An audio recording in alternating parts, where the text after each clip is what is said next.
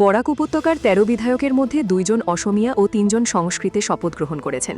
দক্ষিণ করিমগঞ্জের আমিনুর রশিদ চৌধুরী ও আলগাপুরের জুবের আলম অসমিয়া ভাষায় শপথ নিয়েছেন।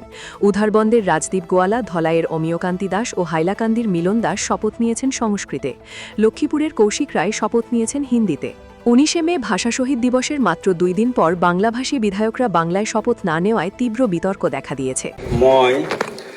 মই জুবেৰ আলম মজুমদাৰ অসম বিধানসভা সদস্য নিৰ্বাচিত হোৱাত নিষ্ঠা সহকাৰে প্ৰতিজ্ঞা কৰোঁ যে বিধিৰ দ্বাৰা স্থাপিত কৰা ভাৰত সংবিধানৰ প্ৰতি মই প্ৰকৃত বিশ্বাস আৰু নিষ্ঠা পোষণ কৰিম।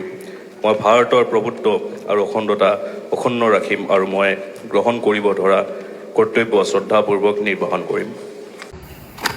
মই আমিনুৰ ৰছিদ চৌধুৰী অসম বিধানসভাৰ সদস্য নিৰ্বাচিত হোৱাত আল্লাহৰ নামত শপত খাই কওঁ যে বিধিৰ ধাৰা স্থাপনা কৰা ভাৰতৰ সংবিধানৰ প্ৰতি মই প্ৰকৃত বিশ্বাস আৰু নিষ্ঠা পোষণ কৰিম।